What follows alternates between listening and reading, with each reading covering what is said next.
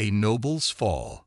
The crystalline spires of the Centauri defense platform shattered like dreams, raining fragments across the void of space. Commander Kalon of the Stellar Guardians watched through failing shield generators as his flagship's sensors tracked the retreat of his own fleet, not from the enemy, but from him. "My Lord Commander," his ship's AI spoke with uncharacteristic hesitation, "the 7th and 9th Battalions have. They've altered course. They're abandoning their positions." Kalon's silver-scaled hands gripped the command chair. The movement sent fresh pain through his wounded shoulder, but he refused to acknowledge it. "Show me," he commanded, his deep voice steady despite the betrayal unfolding before him. The holographic display flickered to life, showing dozens of ships, his ships, breaking formation. Their energy signatures pulsed with the distinctive pattern of mass jump preparation. They were leaving, abandoning their posts, their duty, their commander. "Send an open channel broadcast," Kalon ordered, even as another explosion rocked his vessel. "To all Stellar Guardian ships, this is your commander. Whatever promises the Syndicate has made you, whatever lies they've told." "My lord," the AI interrupted, "they've blocked all communications." A bitter laugh escaped Kalon's throat. Of course they had. This wasn't a spontaneous desertion. This was orchestrated. How long had this betrayal been in motion? How many cycles had his own officers spent plotting his downfall while bowing before him, swearing oaths of loyalty? The ship shuddered again. Through the viewport, Kalon watched the enemy fleet advance. The same pirates and marauders he'd spent decades fighting. Now they moved with precision, with tactical sophistication. Someone had been feeding them intelligence. Someone had armed them with military-grade weapons. "Structural integrity at 31%, the AI reported. "We cannot maintain orbit." Kalon rose from his chair, ignoring the pain that lanced through his body. "Plot a course for the surface. Emergency landing protocols. The surface is highly irradiated from the orbital bombardment. Survival probability is." "Execute the order." As the ship began its descent, Kalon moved through the empty corridors. His bridge crew had evacuated in the first moments of the betrayal, leaving only him and the AI. The deck plates trembled beneath his feet as the atmosphere began to catch hold of the vessel. "Impact in 40 seconds, the AI announced. "My Lord Commander, it has been an honor." Kalon placed his hand against the cool metal wall. "The honor was mine, old friend. Initiate final protocol. Memory core purge." "Executing." "Goodbye, my lord." The ship struck the surface with the fury of a dying star. Kalon was thrown against the bulkhead, consciousness fleeing as metal screamed and tore around him. His last thought before darkness took him was of his ancestors and how he had failed their legacy. When awareness returned, it came in fragments. The acrid taste of burning circuitry, the weight of twisted metal pinning his legs, the sting of radioactive wind against his exposed scales.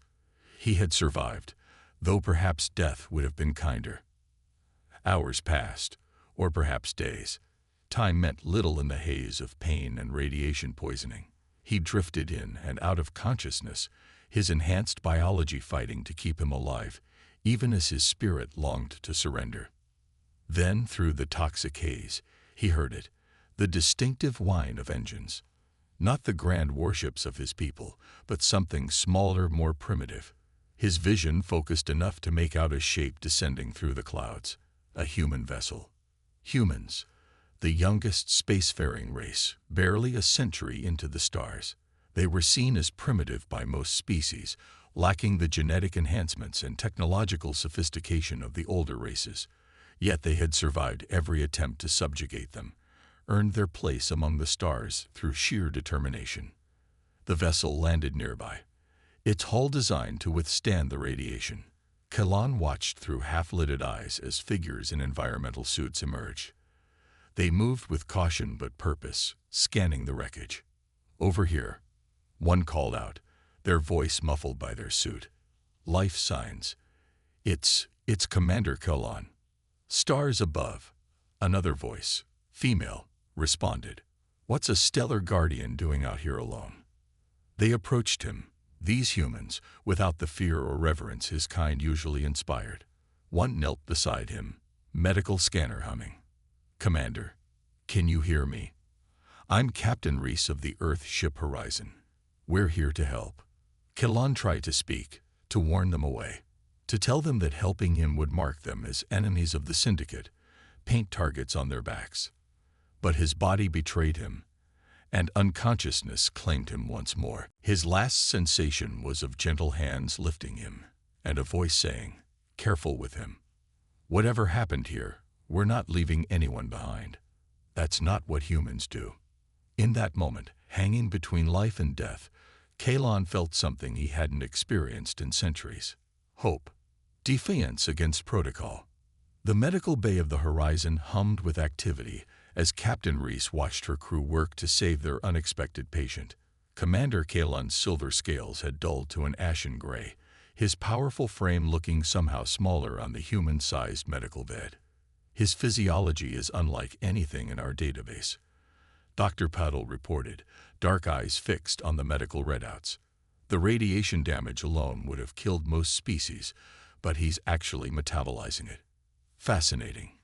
Can you save him?" Reese asked, running a hand through her short gray hair. She'd spent 20 years in deep space, but nothing had prepared her for this situation. "I believe so, but—" Dr. Patel was interrupted by the urgent blare of the ship's comm system. "Captain to the bridge. Priority message from Central Command." Reese exchanged glances with her medical officer. They both knew what this meant. "Keep him stable," she ordered, then strode to the bridge. The familiar faces of her bridge crew turned to her as she entered, their expressions tense. Lieutenant Kang, her communications officer, spoke first. "They're not happy, Captain." "Are they ever?" Reese settled into her command chair and nodded.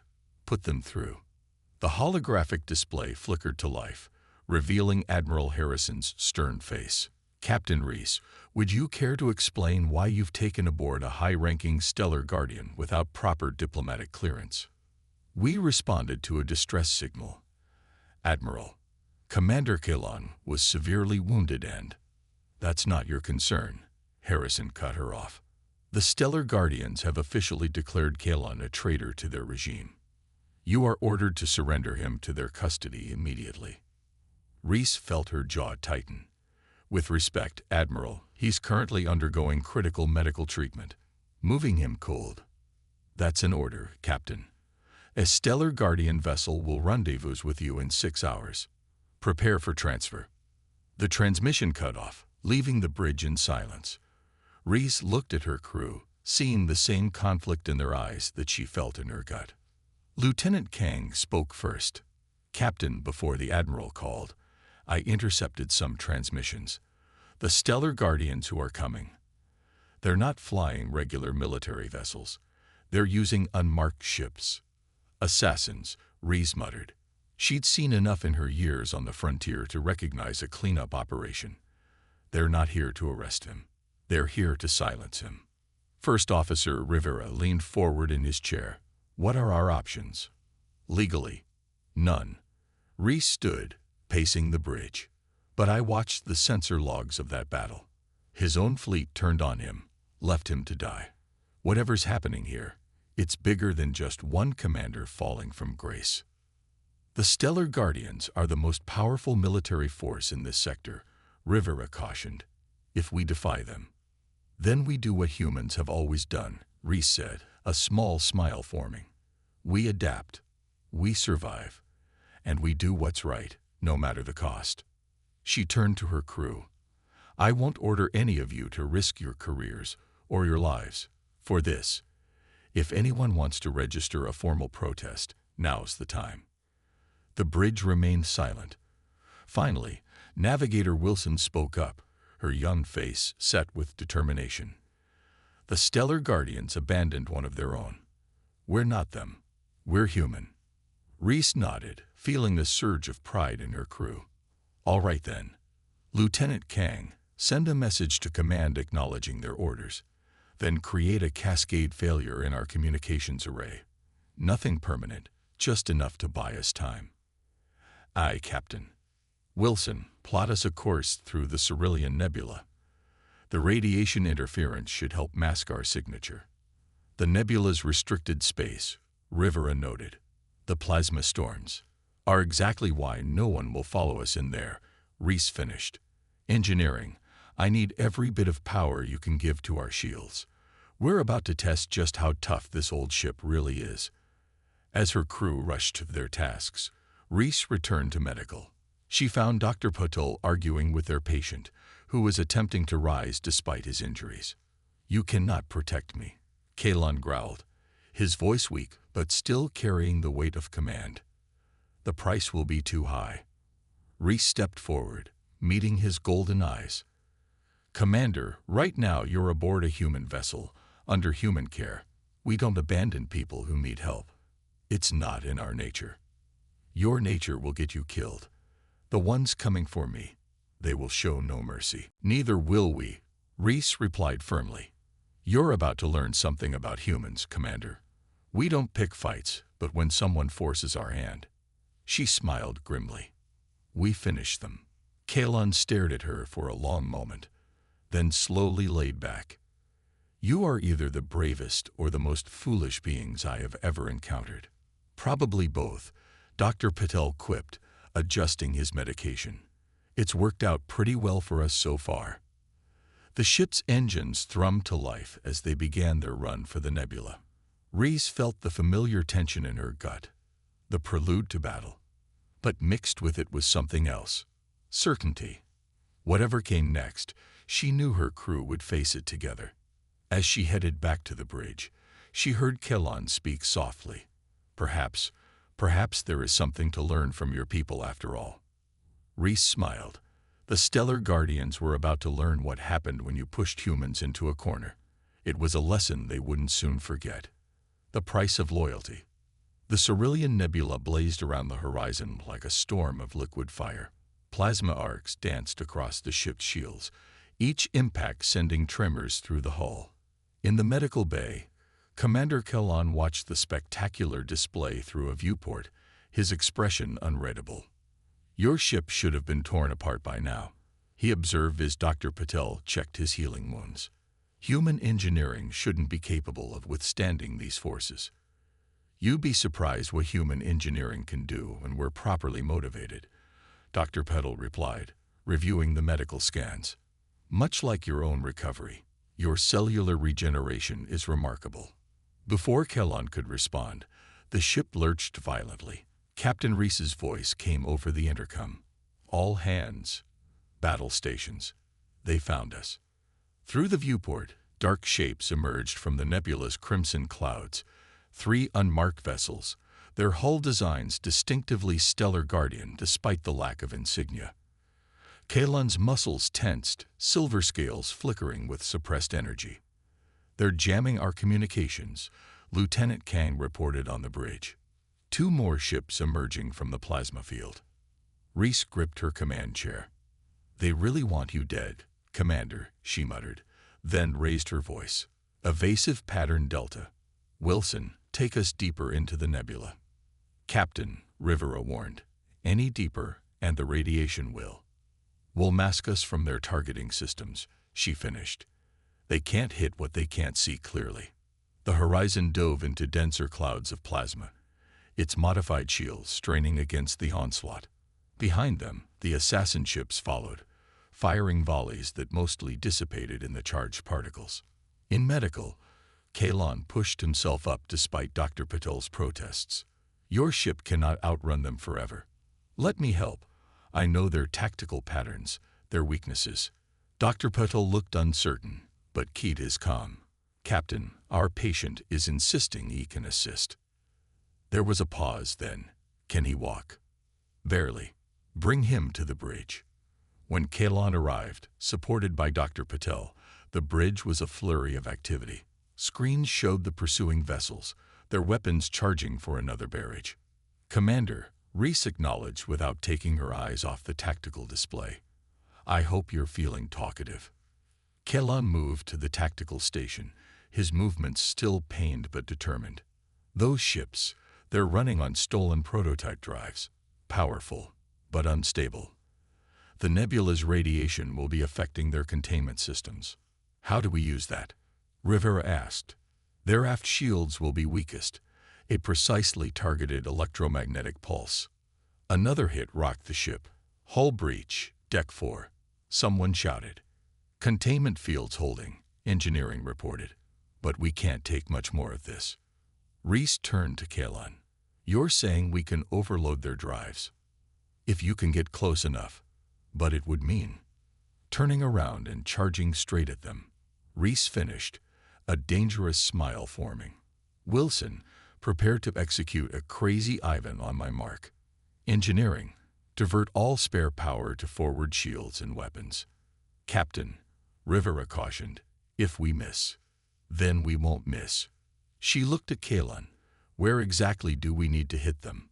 The alien warrior's golden eyes narrowed as he studied the tactical display. Here, he pointed to a spot just above their engine housing. The containment field generators will be most vulnerable at this junction. Wilson, you heard the commander. Think you can thread that needle? The navigator's hands flew over her controls, like threading a needle in a hurricane, Captain. But I'm game if you are. Reese nodded. All hands braced for high-G maneuvers. Execute on my mark. Mark. The horizon spun on its axis, inertial dampeners screaming as the ship pulled a maneuver that should have torn it apart. They found themselves facing their pursuers, who were momentarily caught off guard by the aggressive tactic. Target locked, Kang reported. Fire. The EMP burst lanced out, a concentrated beam of electromagnetic energy that pierced the nebulous chaos. It struck the lead vessel exactly where Kalon had indicated. For a moment, nothing happened. Then the ship's drive containment failed catastrophically. The resulting explosion caught its companion vessels in the blast radius, their own unstable drives cascading into failure. In seconds, all three ships were reduced to expanding clouds of debris. Remaining vessels are retreating, Rivera reported, unable to keep the amazement from his voice. Kalon stared at the tactical display, his expression complex. You actually did it. Your ship, your crew, you're not even military, yet you defeated elite Stellar Guard assassins. Sometimes the best weapon isn't technology or training, Reese replied. It's being willing to try the impossible because it's the right thing to do. She turned to face him fully. Now I think it's time you told us exactly why they want you dead. Kalon was quiet for a long moment, then nodded. What I discovered, it goes to the highest levels of the Guardian Council. Corruption, weapons dealing with terrorist factions, genocide covered up as peacekeeping operations. His voice grew heavy with disgust. Everything we were sworn to prevent, they were secretly enabling. When I gathered proof, they marked me for death. And your evidence? Encrypted and hidden. But now that I know humans can be trusted. He straightened, wincing slightly. Perhaps it's time to show the galaxy the truth about its legendary protectors. Reese looked at her crew, saw the determination in their eyes. Well, Commander, it seems you found yourself some allies in your fight for justice. She smiled grimly. And if there's one thing humans do well, it's fighting against impossible odds. The horizon limped deeper into the nebula's protective embrace, its human crew and alien passenger united in purpose. The real battle, the fight to expose the truth, was just beginning. Revelation and resistance. The industrial moon of Nexus VI wasn't much to look at. A gray sphere dotted with automated mining facilities and data storage centers. But beneath its unremarkable surface lay something precious. Truth. The data cache is in a secure vault beneath that facility, Kalon explained, pointing to a holographic display of a nondescript building. The warrior had recovered significantly under Dr. Patel's care, though faint scars still traced patterns across his silver scales. Captain Reese studied the layout. 2 weeks had passed since their battle in the nebula, and they used that time to plan carefully. Security. Automated systems mainly. The Council never expected anyone to look here. It's officially listed as a decommissioned mining data center. Perfect cover for storing dirty secrets, Rivera commented. He'd been working with Kelon to decode intercepted Guardian communications, building a picture of just how deep the corruption went. The hard part won't be getting in, Kelon warned. It's getting out.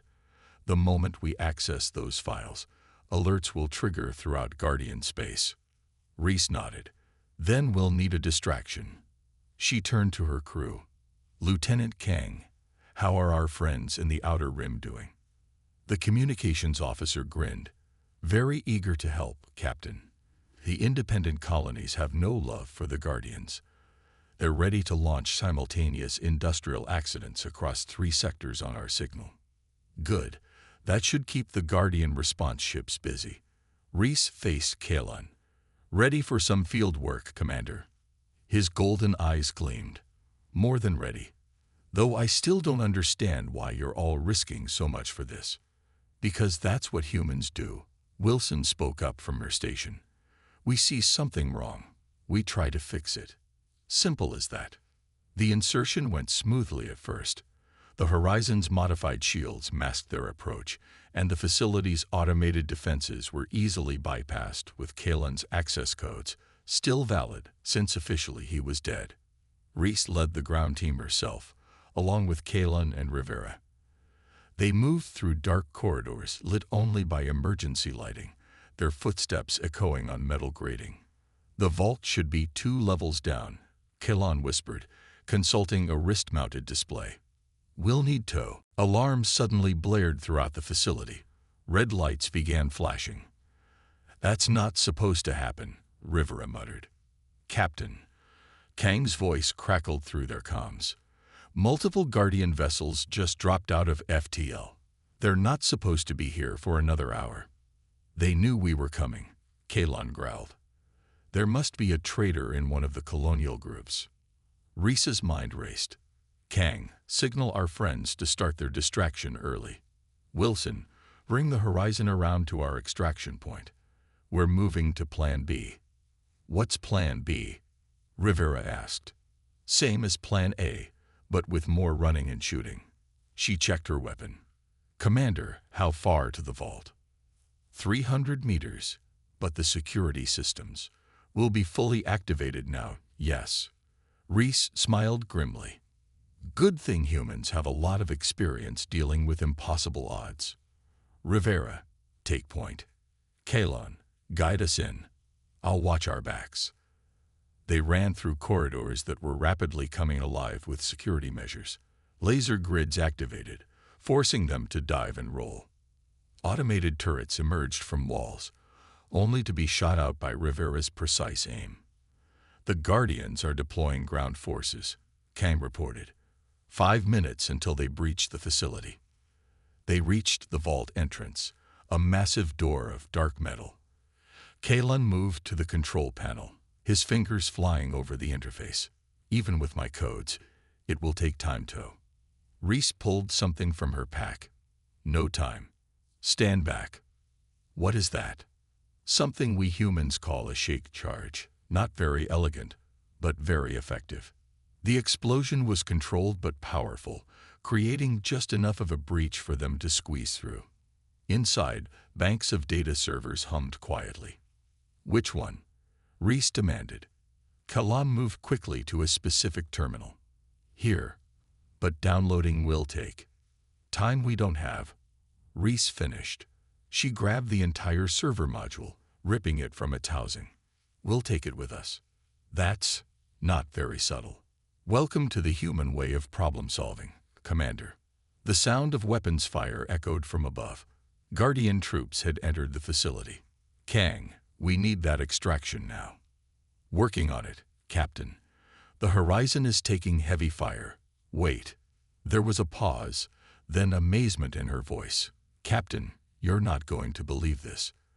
The colonial ships, they're actually coming. Through the facility's viewport, they could see ships dropping out of FTL, dozens of them, small but numerous, engaging the Guardian vessels with surprising coordination. Independent colonies look after their own, Reese said with pride. Kang, get us a path to the extraction point."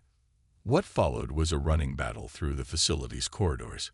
Guardian troops pursued them, their advanced weapons scorching the walls. But they hadn't counted on human ingenuity combined with Kalen's tactical knowledge.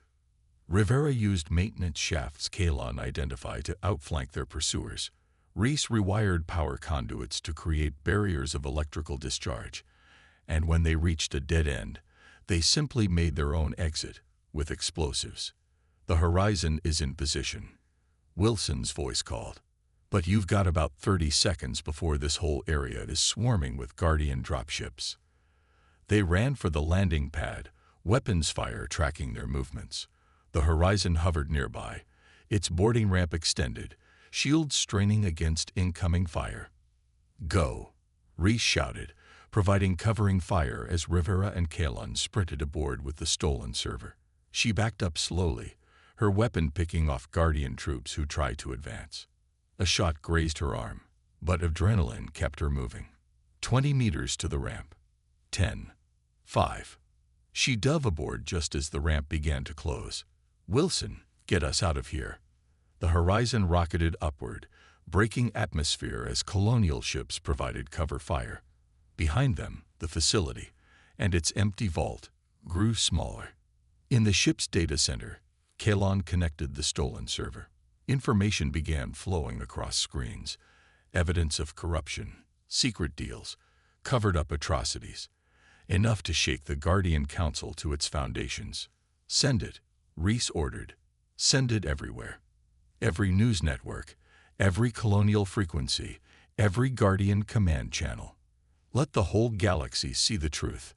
As the data transmitted, Kalen looked at the humans around him. Tired, some wounded, but unbowed. "I once thought humans were primitive," he said quietly. "But you've shown me a different kind of strength. Not in technology or power, but in spirit." Reese smiled, clasping his shoulder. "That's the thing about humans, Commander. We may be young, we may be outgunned, but we never stop fighting for what's right." As the horizon jumped to FTL, carrying its crew and its precious cargo of truth to safety, the first waves of rebellion were already beginning to spread through Guardian space.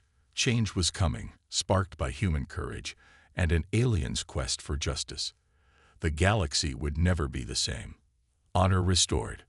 1 month after the data breach, the great halls of the Guardian High Council chamber stood silent, its towering crystal spires reflecting the light of 3 setting suns. But this silence wasn't one of peace. It was the quiet before a storm. Captain Reese stood beside Commander Kalen at the chamber's massive entrance, both watching as representatives from 100 worlds filed in. The council had called an emergency session, unable to ignore the growing rebellion sparked by the leaked evidence. "Having second thoughts?" Reese asked, noting Kalen's tense posture. "No," he replied, his golden eyes fixed on the gathering crowd. "But facing one's own people as both accuser and accused, it is not easy. You're not alone this time." Indeed, they weren't. Behind them stood not just the crew of the Horizon, but representatives from dozens of independent colonies. Even more surprising were the stellar Guardian ships in orbit, those commanded by officers who had seen the evidence and chosen to stand with truth over loyalty to a corrupt system. "The session will begin shortly," announced a council aide, pointedly avoiding eye contact with Kalen. Inside the chamber, the remaining council members sat in their elevated seats, trying to maintain an air of authority, even as their world crumbled around them. High Chancellor Vorax, his scales dulled with age and stress, glared down at the assembled crowd. "This session is irregular," he began, his voice carrying the weight of centuries of tradition. "We have been accused of." "Save the ceremony," Kalen interrupted, stepping forward. His voice, once used to command armies, now commanded the attention of the entire chamber. "The evidence has already been seen by every world in Guardian space. We're not here for accusations. We're here for justice." Murmurs rippled through the crowd. A council member rose, gesturing angrily. "You dare speak of justice? You who consorted with humans to steal classified data, who betrayed your own kind." My kind. Kalen's laugh was bitter. My kind were the warriors who swore to protect the innocent, who vowed to uphold peace and justice across the galaxy. You betrayed those vows when you armed terrorists, when you orchestrated conflicts to maintain your power, when you ordered the death of anyone who discovered your corruption. Reese stepped forward, her presence drawing surprised whispers. A human, speaking in the High Council chamber. Unprecedented. We've compiled additional evidence, she announced, her voice clear and unwavering. Testimony from colonial worlds, financial records, communication logs.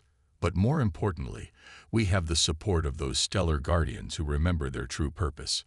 As if on cue, the chamber's massive viewports lit up with energy signatures. Dozens of Guardian vessels dropping out of FTL, joining the rebel ships already in orbit. High Chancellor Vorax rose, his facade of calm cracking. You would start a civil war, tear apart everything we've built. No, Kelon replied. We're here to save it, to restore what the stellar guardians were meant to be. He turned to address the gathered representatives. For too long, we've claimed to be the galaxy's protectors while secretly being its manipulators. That ends today. And who would lead this new order? Another council member demanded. You? Or perhaps your human allies? Neither, Kelon said. The time of singular authority is over. We propose a new council, with representation from all worlds, including the independent colonies, including humanity. The chamber erupted in discussion. Reese watched as species that had long stood apart began to talk, to consider possibilities they'd never imagined. Change was happening before their eyes. Hours passed as details were debated, compromises reached, new structures proposed. Throughout it all, Kelon stood firm, supported by the unwavering presence of his human allies. Finally, as the sun set, High Chancellor Vorax and his loyal supporters were taken into custody. Their crimes would be tried in an open court, their victims given voice at last. In the aftermath, Kelon found Reese standing on one of the chamber's observation decks, watching the mixed fleet of Guardian and Colonial ships maintaining their protective orbit. Your crew's actions, he said quietly, will be remembered in Guardian history. Humans, teaching one of the oldest races in the galaxy about honor and courage. Reese smiled. We just did what anyone should do when they see injustice. The fact that no one else was willing to do it. Well, that's why change was needed. What will you do now? Your actions have made you heroes to some, but there are still those who see humans as dangerous upstarts. We'll do what humans have always done, she replied. Adapt. Grow. Help where we can. And if anyone tries to stop us, her smile turned slightly fierce. Well, they've seen what happens when you back humans into a corner. Kelon nodded, understanding at last. Humans weren't primitive or simple. They were complex, capable of both great wisdom and startling audacity.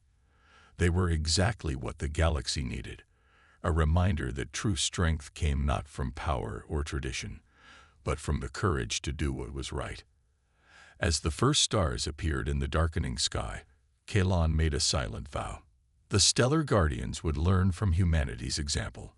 They would become true protectors again, not through force or fear, but through justice, courage, and the unwavering determination to stand up for what was right.